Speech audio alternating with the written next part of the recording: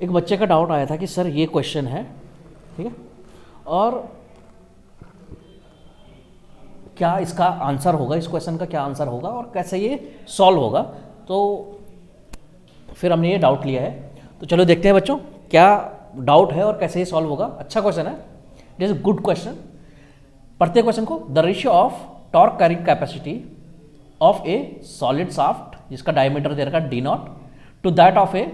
Hollow shaft is given by. तो ये आपके पास ऑप्शंस है, रेशियो निकालना है किसका, ratio of torque carrying capacity, ठीक है। इसका मतलब है टॉर्क कैरिंग कैपेसिटी का क्या मतलब है भाई, रेशियो मतलब T S upon T H. S क्या है, solid, T of solid, torque of solid upon torque of किसका, हॉलो शाफ्ट का, ये आपको निकालना है, ठीक है।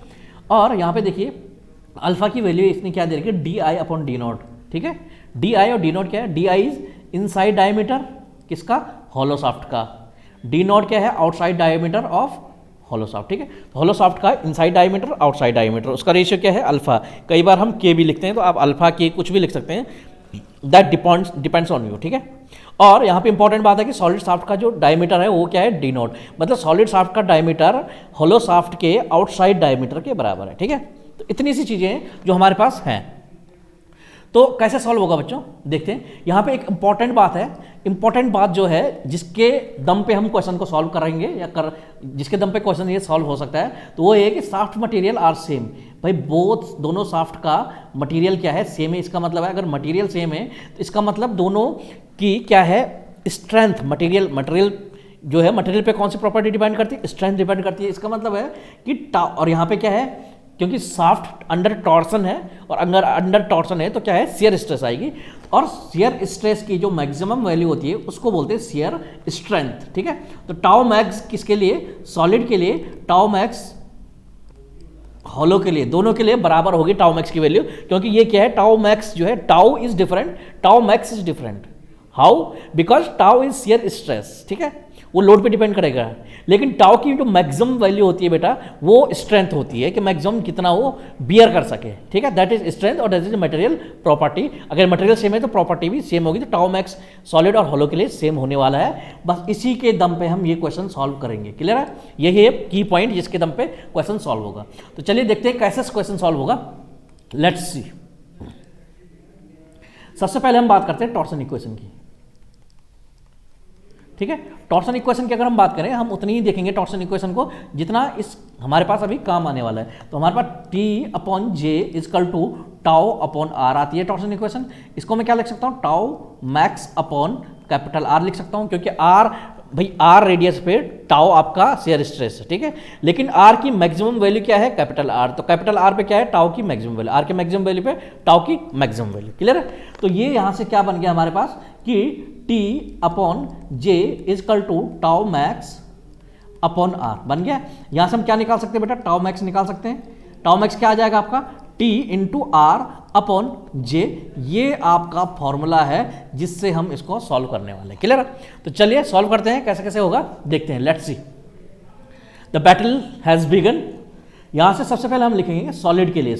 सॉलिड शाफ्ट की बात करते हैं। पहले हम जानते हैं सॉलिड शाफ्ट के लिए जो डाया है वो कितना है बेटा, डी नॉट आपका डायमीटर है सॉलिड शाफ्ट के लिए। तो इसके लिए क्या हो जाएगा, टाउ मैक्स की वैल्यू जब हम निकालेंगे वो क्या आ जाएगी बेटा, टाउ मैक्स इक्वल टू आपका आएगा, क्या आएगा, टी ऑफ सॉलिड, क्लियर है, इनटू आर। भाई आर की वैल्यू क्या है, डी नॉट अपॉन 2, ये आर है कैपिटल आर, ठीक है। और टाउ जे की वैल्यू क्या होती है बेटा, पाई बाई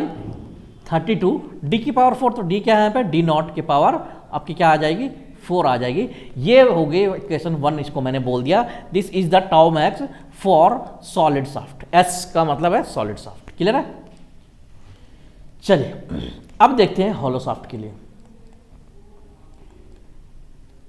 हॉलो शाफ्ट के लिए क्या है बेटा, डायमीटर जो है डी नॉट से और डी आई तक है, क्लियर है। आउटसाइड डायमीटर डी नॉट है, इनसाइड डी आई है, क्लियर है। इसके लिए देखते हैं, तो टाउ की जो मैक्सिमम वैल्यू आएगी बेटा किसके लिए, हॉलो के लिए, वो आएगी T of hollow into R की वैल्यू कितनी है बेटा इसके लिए, आर की अगर आप वैल्यू देखेंगे तो आर की वैल्यू कितनी है, आर की अगर आप वैल्यू देखेंगे बच्चों तो आर की वैल्यू कितनी है यहाँ पे, आर की वैल्यू, आर की वैल्यू कितनी है, आर का मतलब है कि मैक्सिमम जो रेडियस है वो कितनी है, capital R, that is D outside upon 2, same होगी, ठीक है, अपॉन, अब हम करेंगे पाई बाय 32, जे की वैल्यू क्या है, हॉलो सॉफ्ट के लिए क्या होती है बेटा, डी नॉट के पावर 4 माइनस डी आई के पावर 4, ये होती है हॉलो सॉफ्ट के लिए, क्लियर है,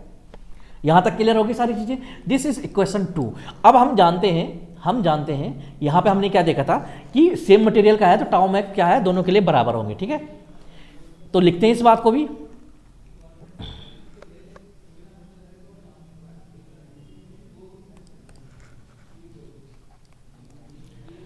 for both shaft of same material, अगर दोनों शाफ्ट सेम मटेरियल के हैं बच्चों, तो सेम मटेरियल के, तो उस केस में क्या होगा, टाउ मैक्स की वैल्यू सॉलिड के लिए जो है वो किसके बराबर होगी, टाउ मैक्स की वैल्यू हॉलो के बराबर होगी। तो हम क्या करेंगे, इक्वेटिंग 1 and 2, तो अगर हम 1 and 2 इक्वेशन को इक्वेट करते हैं तो टाउ मैक्स की वैल्यू सॉलिड के लिए कितनी है बच्चों, ये आपके आएगी T S into d naught by 2 upon में क्या है, पाई बाई 32 डी नॉट के पावर 4, क्लियर है, इक्वल टू आपका क्या आ जाएगा, ये वाला आ जाएगा आपका होलो के लिए क्या है, T of hollow into d naught by 2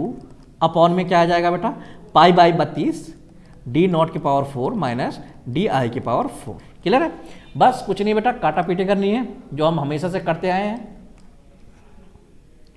तो चलिए डी नॉट बाई 2 से डी नॉट बाई 2 कैंसिल हो गए, पाई बाई 32 से पाई बाई 32 कैंसिल हो गया बच्चों, तो क्या बचा आपका, फाइनली आपका बचा T S upon D naught के power 4 equal to T H upon D naught के पावर 4 माइनस डी आई के पावर 4, क्लियर है, हमें क्या निकालना है, T S upon T H, ये हमें निकालना है, क्लियर है, तो क्या आ जाएगा, टी एस अपॉन इस टी एच को नीचे ले आए तो इस टी डी नॉट को ऊपर ले जाना पड़ेगा, तो डी नॉट के पावर 4 अपॉन यहाँ क्या है, डी नॉट के पावर 4 माइनस डी आई के पावर 4 तो पहले से है ही, हम क्या करेंगे, इस डी नॉट के पावर 4 को नीचे ले जाएंगे, तो ये यहाँ पे क्या है, डी नॉट के पावर 4 माइनस डी आई के पावर 4 तो है, ऊपर वाले डी नॉट को हमने इनके नीचे ले गया तो डी नॉट के पावर 4 यहाँ आ गया, क्लियर है, ये आपके पास ऑलरेडी था, ठीक है, इसको आप सॉल्व करेंगे तो क्या आएगा बेटा, तो ये आपका आ जाएगा 1 अपॉन,